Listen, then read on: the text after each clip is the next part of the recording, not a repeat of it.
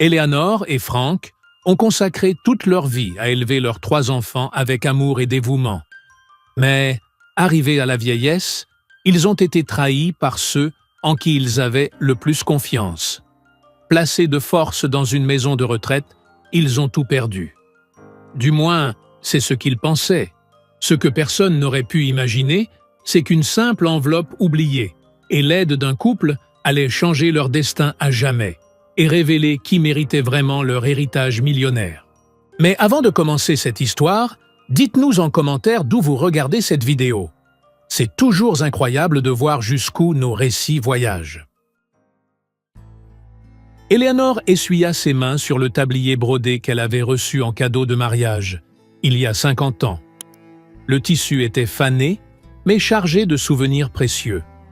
Par la fenêtre de la cuisine, elle observait Frank, dans le jardin, en train d'arroser les rosiers rouges qu'il avait plantés lorsque Karen était enfant. À 75 ans, il tenait à s'occuper du jardin, malgré ses mains tremblantes. « Maman, il faut qu'on parle. » La voix glaciale de Karen résonna dans la maison comme un mauvais présage. Éléanore poussa un profond soupir. Ces derniers temps, toutes les discussions avec leurs enfants commençaient avec ce ton froid et distant qui lui transperçait le cœur. Karen entra dans la cuisine, suivie de ses frères Mark et Eric. Tous 3 se tenaient là, droits comme des juges intransigeants, avec ce même air sérieux qu'ils affichaient enfants quand ils avaient fait une bêtise grave. « Maman, nous avons pris une décision importante », déclara Mark en ajustant sa cravate hors de prix qu'il portait pour impressionner ses clients de la banque. « Une décision vous concernant, toi et papa. » Éléanore s'assit sur la chaise autour de la table où tant de repas de famille avaient été partagés. Son cœur s'emballa, comme s'il pressentait une nouvelle bouleversante. « Quel genre de décision ? » « Vous ne pouvez plus rester seul dans cette maison, » poursuivit Eric, évitant le regard de sa mère. « Papa a fait un malaise la semaine dernière et a failli tomber dans l'escalier. Et toi, tu as oublié d'éteindre la cuisinière hier soir. Il aurait pu y avoir un incendie. »« Je n'ai rien oublié du tout, » protesta Éléanore indignée. « Je faisais une tisane de camomille pour ton père. Il n'arrivait pas à dormir à cause de ses douleurs au dos. »« Maman, ne complique pas les choses, » soupira Karen, exaspérée, en jetant sans cesse un œil à sa montre dorée. « Vous vieillissez, vous êtes de plus en plus fragile. Vous avez besoin de soins spécialisés que nous ne pouvons pas vous offrir. » Frank entra par la porte de derrière, tenant le tuyau vert avec lequel il arrosait les plantes. Des gouttes d'eau perlaient sur le carrelage que Éléanore avait choisi des décennies plus tôt. « Qu'est-ce qui se passe ici ? Pourquoi ces mines graves ? »« Papa, assieds-toi, » ordonna Mark, désignant une chaise comme s'il parlait à un subalterne. « Nous avons trouvé une maison de retraite excellente, avec un encadrement médical, des infirmiers qualifiés et des activités adaptées. » Le visage de Frank pâlit aussitôt. « Une maison de retraite ? Mais on est bien ici. C'est notre maison. On a construit chaque recoin de nos mains. »« Vous n'êtes pas bien, et vous devez arrêter de vous voiler la face, » répliqua Eric sèchement. « Honnêtement, vous êtes devenu un poids financier énorme. L'entretien de la maison coûte une fortune, les médicaments sont hors de prix, et nous avons nos propres familles à nourrir. » Éléanore sentit le monde s'effondrer sur ses épaules fatiguées. « Un fardeau ? Nous sommes devenus un fardeau pour vous ? » « Inutile de dramatiser, » répondit Karen d'un ton glacial. « Nous faisons ça pour votre bien. Là-bas, vous aurez des infirmières 24h/24, des médecins, des activités, d'autres personnes âgées avec qui discuter. »« Et notre maison ? Tout ce que nous avons bâti ?» demanda Frank, la gorge nouée, tremblant d'émotion. « Elle sera mise en vente immédiatement, » déclara Mark sans aucun état d'âme. « L'argent servira à financer les frais mensuels. C'est la seule solution viable. » Éléanore regarda ses 3 enfants qu'elle avait portés, nourris, soignés, aimés. Elle se remémora les nuits blanches, les sacrifices, les rêves mis de côté pour leur offrir un avenir. « Vous n'avez pas le droit de nous faire ça, » dit Frank avec dignité, tentant de se lever. « Cette maison, c'est toute notre vie. On a travaillé 40 ans pour la construire. Si, nous avons ce droit, parfaitement légal, répliqua Eric avec cynisme, sortant des documents de sa veste. Vous avez signé une procuration l'an dernier. On vous avait dit que c'était en cas d'urgence médicale. Eleanor s'en souvenait vaguement. Les enfants avaient présenté cela comme une simple formalité. Elle avait signé les yeux fermés, comme toujours. Jamais elle n'aurait imaginé que cela servirait à les trahir. « Et vous comptez faire ça quand ?» demanda-t-elle, la voix à peine audible. « Demain matin à 9 heures, répondit Karen d'un ton neutre. « Tout est déjà organisé. » Frank voulut protester, mais aucun mot ne sortit. Le choc était trop brutal. Eleanor serra les doigts tremblants de son mari, sentant tout son corps vibrer d'angoisse. « S'il vous plaît, par pitié, » murmura Eleanor en larmes. « On vous a tout donné. Ne nous faites pas ça. » Ce genre de discours ne changera rien, trancha Mark. La décision est prise. C'est pour le bien de tous.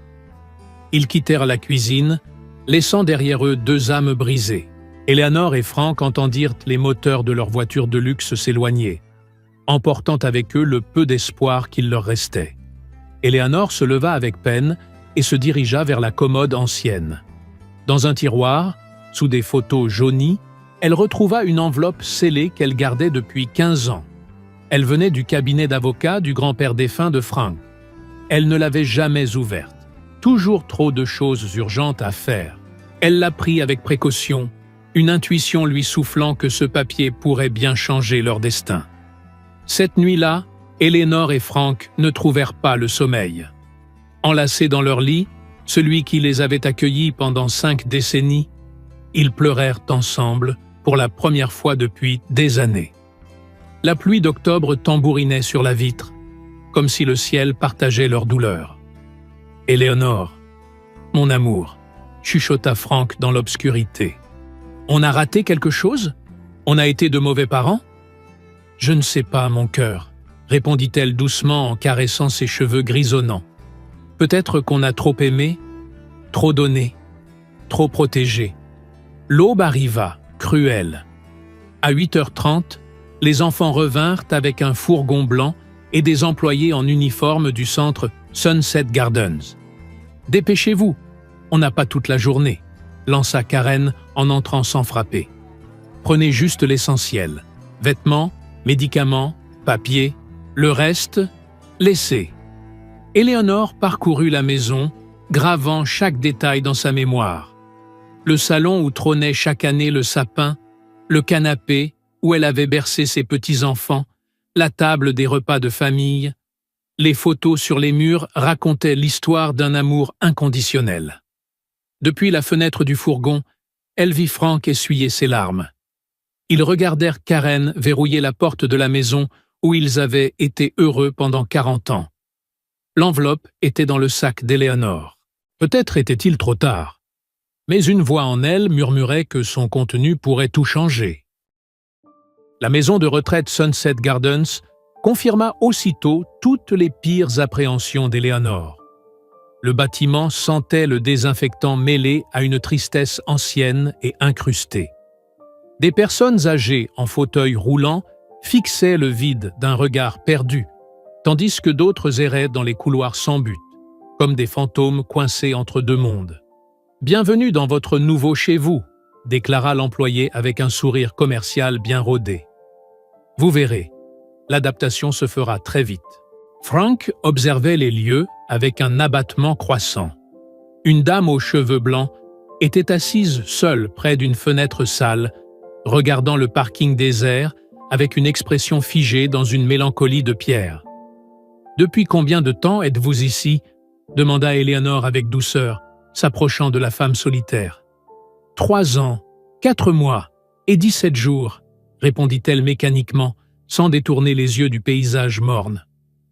Mon fils avait promis de venir toutes les semaines. Il est venu 2 fois.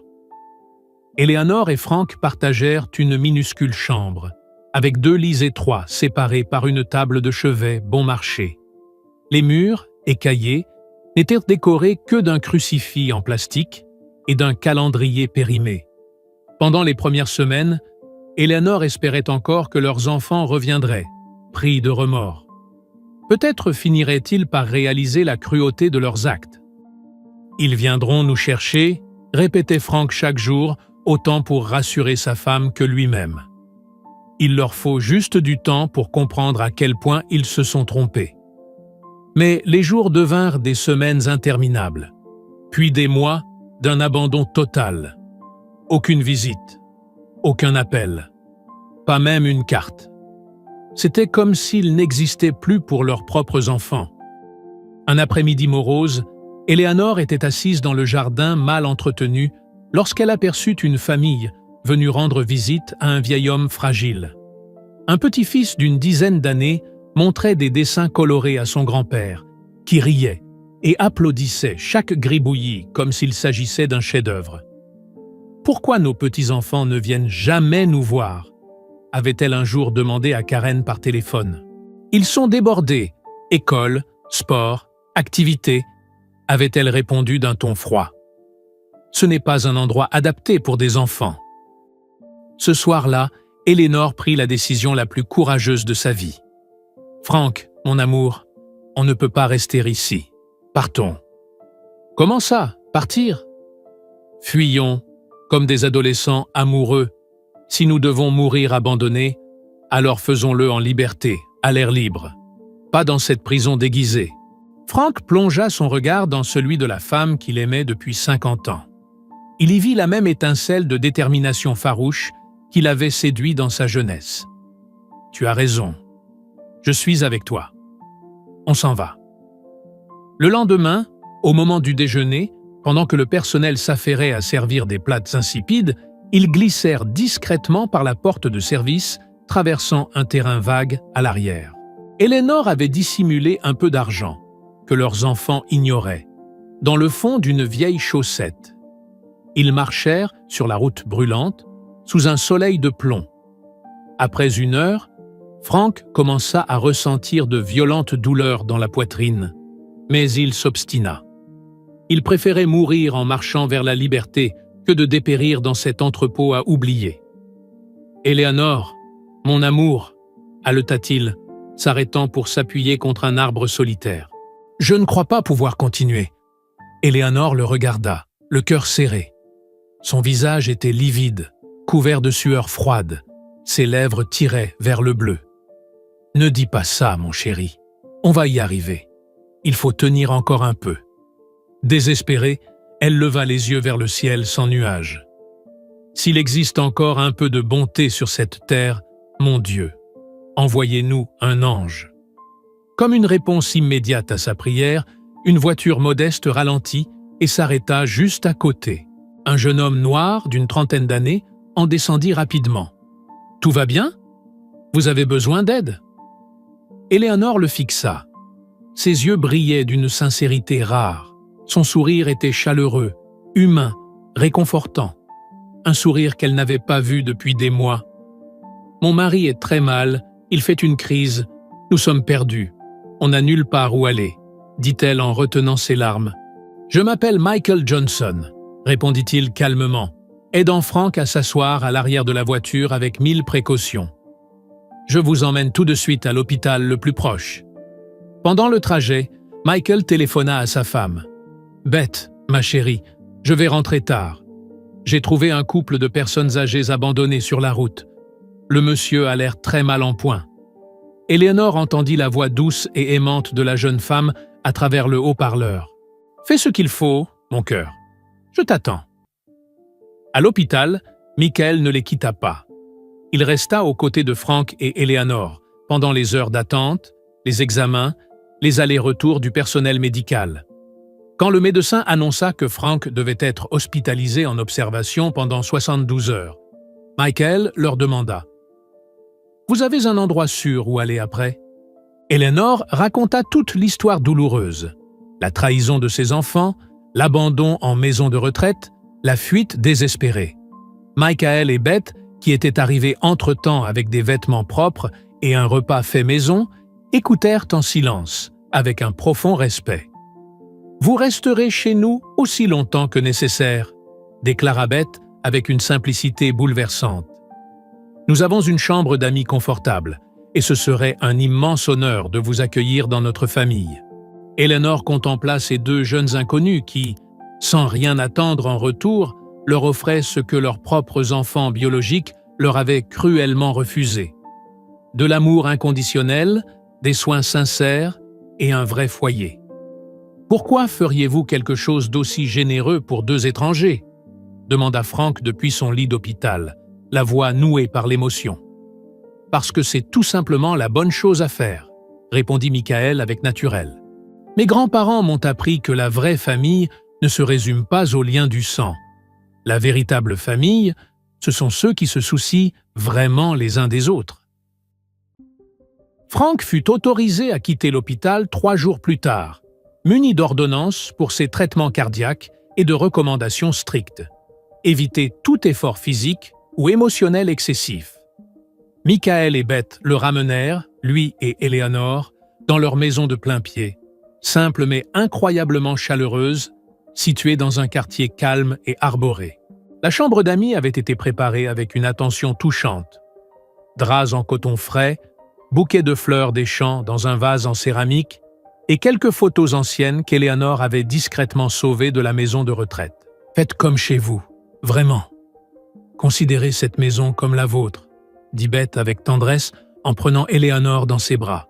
« Désormais, cette maison est aussi la vôtre. » Le lendemain matin, alors que Beth préparait un petit déjeuner copieux et que Michael se préparait à partir à l'atelier mécanique, la sonnette retentit avec insistance. « Courrier recommandé pour Monsieur Frank Morrison », annonça le facteur en uniforme, tendant une enveloppe scellée et officielle. Eleanor reconnut aussitôt le sceau doré du cabinet Pembroke & Associates. La main tremblante, elle ouvrit délicatement l'enveloppe. « Frank, mon chéri, tu dois lire ça tout de suite », dit-elle en s'effondrant dans le fauteuil du salon. La lettre, rédigée sur un papier de qualité et signée par maître Harrison Pembroke, expliquait en détail qu'une importante succession était restée non réclamée pendant 15 ans. 20 millions de dollars en placements bancaires, 3 propriétés dans des zones prisées et un portefeuille d'actions cotées en hausse. « Ce n'est pas possible! Ce n'est pas possible !» murmura Frank abasourdi, relisant la lettre pour la 5e fois de suite. Michael, qui avait entendu l'agitation et décidé de reporter son départ, s'approcha avec discrétion. « Tout va bien? Il s'est passé quelque chose ?» Eleanor lui tendit la lettre officielle, les mains tremblantes. Michael la lut silencieusement, de bout en bout, avant de lever les yeux vers le couple, les yeux écarquillés de surprise et le visage illuminé d'un sourire sincère. « Vous êtes officiellement millionnaire, » dit-il simplement, incapable de cacher sa joie pour ses nouveaux amis. Mais comment est-ce possible? Pourquoi n'avons-nous jamais été informés de cet héritage? Frank restait confus, presque sous le choc. Eleanor commença alors à reconstituer le puzzle, pièce par pièce. Je me souviens de ces lettres recommandées qui arrivaient régulièrement.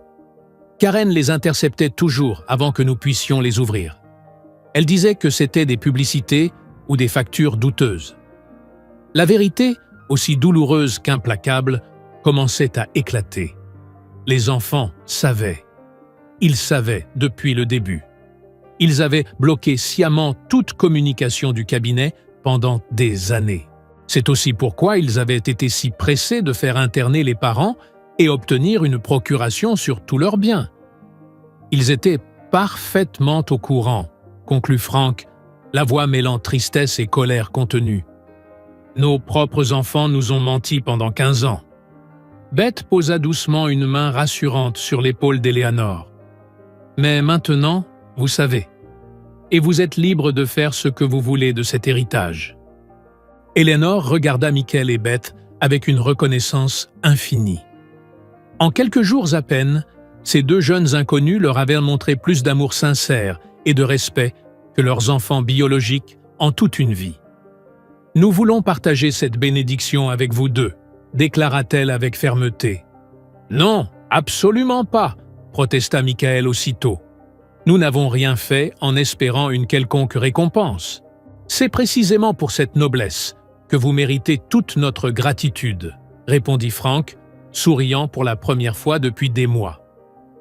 Dans les semaines suivantes, avec l'aide d'un avocat honnête et compétent, Éléonore et Frank récupérèrent entièrement l'héritage laissé par le grand-père. Leur première décision fut d'acheter une maison plus grande, dans le même quartier que Michael et Beth, en insistant pour que les deux couples vivent sous le même toit, comme une vraie famille. « Vous êtes notre vraie famille désormais », déclara Éléonore à Beth, qui hésitait devant tant de générosité. Une famille de cœur, pas seulement de sang. La nouvelle de l'héritage se propagea rapidement. Le jour même de la signature officielle des documents, Karen se présenta à la porte de leur nouvelle demeure avec un sourire faux et calculé. « Maman chérie, quel soulagement de savoir que vous allez bien. Nous étions tellement inquiets depuis votre disparition. »« Inquiets ?» répéta Éléonore d'un ton sec, bloquant l'entrée de la maison. « C'est étrange. Vous n'avez jamais cherché à savoir où nous étions. » Quelques minutes plus tard, Marc et Eric arrivèrent à leur tour, jouant la même comédie. Affection retrouvée, inquiétude soudaine, attention factice. « Papa, nous avons appris pour l'héritage du grand-père, » dit Marc sans détour. « C'est incroyable que l'avocat vous ait enfin retrouvé. Nous allons pouvoir régler les choses en famille. »« Vous étiez déjà au courant depuis longtemps, » répondit Frank avec calme mais fermeté. « Et vous avez volontairement tout caché. » Karen tenta de nier, mais son visage trahissait sa culpabilité. « Nous voulions simplement vous protéger d'arnaques. C'était pour votre bien. » Le seul mensonge ici, c'est vous, coupa Éléonore, avec une autorité retrouvée. Vous avez essayé de nous voler. Mais nous sommes votre famille, votre sang, s'indigna Eric. Vous ne pouvez pas nous déshériter pour un malentendu. La vraie famille n'abandonne pas les siens, intervint Beth courageusement, se plaçant aux côtés d'Éléonore. La vraie famille aime, soutient et respecte. Les trois enfants jetèrent un regard dédaigneux à Beth. « Et vous, vous êtes qui, au juste? De quel droit vous mêlez-vous de nos affaires ?» lança Karen avec agressivité. « C'est notre fille de cœur, » déclara Frank avec fierté, passant un bras protecteur autour de Beth. « Celle que vous n'avez jamais su être. » Michael apparut alors dans l'embrasure de la porte, aux côtés de sa femme. « Vous n'êtes pas les bienvenus ici. Veuillez partir immédiatement. » Karen tenta une dernière manœuvre. « Vous allez vraiment nous déshériter? Nous sommes vos seuls enfants biologiques. » Éléonore les fixa un par un. Trois adultes qu'elle avait portés en elle, mais qui n'avaient jamais habité son cœur de mère. « Vous vous êtes déshérité vous-même le jour où vous nous avez abandonnés comme de vieux meubles, » dit-elle avec une dignité apaisée. « Maintenant, partez. » Quand la porte se referma, Éléonore se sentit enfin libre. Libre comme jamais. Elle avait perdu 3 enfants de sang, mais gagné 2 enfants d'âme. 2 années profondément transformatrices s'étaient écoulées depuis le jour bouleversant où Frank et Éléonore découvrirent leur héritage. La propriété avait été entièrement rénovée et agrandie grâce à une part importante de la fortune retrouvée. Ce qui avait commencé comme un foyer pour 4 personnes était devenu un véritable refuge chaleureux, spécialement dédié aux personnes âgées, abandonnées par leur famille. « Madame Éléonore, vous m'avez littéralement sauvé la vie, » dit Robert, 82 ans, les larmes aux yeux. Veuf et autrefois abandonné sans ménagement par ses enfants à la porte d'un hôpital un soir de Noël, il avait perdu toute foi en la bonté humaine. Aujourd'hui, ce lieu accueillait 15 résidents, tous ayant connu l'amertume de l'abandon et le rejet. Mais ici, entourés par l'amour inconditionnel de Michael, Beth et du couple Morrison, ils avaient trouvé bien plus qu'un toit. Une véritable famille fondée sur le respect, l'affection sincère et la tendresse partagée. Beth était enceinte de 8 mois. Éléonore passait ses journées à l'aider à préparer la chambre du bébé, décorant chaque recoin avec un amour maternel qu'elle croyait avoir perdu à jamais. « Et comment allons-nous appeler notre petite princesse ?» demanda Éléonore tendrement, caressant doucement le ventre arrondi de Beth. « Abigail Eleanor Johnson » répondit Beth, émue, en lui prenant les mains. « Ça veut dire joie du père, et elle aura tant de grands-parents aimants pour la chérir.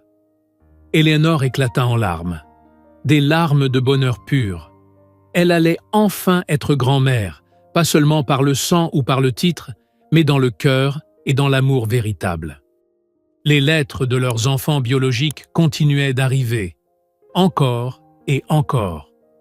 Des appels théâtraux au pardon, des promesses creuses de changement, des menaces juridiques sans fondement. Éléonore ne prenait même plus la peine de les ouvrir. Michael les jetait directement à la poubelle, sans un mot. Leur cupidité ne connaît vraiment aucune limite, dit-il un jour en jetant 4 nouvelles enveloppes non ouvertes. L'argent fait souvent ressortir ce qu'il y a de plus vil chez l'être humain, philosopha Frank, tranquillement installé sur sa chaise à bascule sur le porche. Ils ne nous ont jamais aimés pour ce que nous étions, seulement pour ce que nous possédions. Un matin de printemps, Karen revint sans prévenir, cette fois accompagnée d'un avocat à l'allure menaçante, vêtu d'un costume hors de prix. « Nous allons contester cette donation en justice », déclara-t-elle froidement. « Vous n'étiez clairement pas en pleine possession de vos facultés mentales lorsque vous avez transféré l'intégralité de votre patrimoine. » Éléonore éclata de rire, un rire franc et libérateur. Quelle ironie! Quand vous nous avez fait interner contre notre volonté, vous affirmiez que nous étions séniles. Mais maintenant que l'héritage ne vous revient pas, nous serions miraculeusement lucides. Maître Anthony Smith, l'avocat compétent engagé par Éléonore, était parfaitement préparé à cette manœuvre attendue. Mes clients ont été récemment évalués par des experts en neurologie et en psychiatrie, expliqua-t-il calmement, en présentant les rapports médicaux. Ils sont en parfaite santé mentale. De plus, nous possédons des enregistrements dans lesquels vous admettez avoir sciemment intercepté leur courrier pendant plus de 15 ans. Karen blêmit. Les conversations enregistrées sans leur consentement revenaient à la surface comme des preuves accablantes. C'est de la manipulation, de l'extorsion. C'est la justice, enfin, répondit Frank avec une sérénité absolue. Le dossier fut classé sans suite. Aucune base légale ne permettait aux enfants de contester la donation volontaire. 4 années passèrent rapidement. Frank, de plus en plus affaibli physiquement, vivait ses jours dans une paix douce et accomplie. Abigail était née en pleine santé et incarnait littéralement la joie de la maison. Tous les résidents se considéraient comme ses grands-parents adoptifs, et elle grandissait entourée d'amour, de récits de vie et de sourires. Un matin d'automne paisible, Frank ne se réveilla pas. Il s'était éteint doucement dans son sommeil, la main posée dans celle d'Éléonore, avec un sourire de paix sur le visage. Les funérailles furent un hommage vibrant à une vie pleine de dignité et de bonté.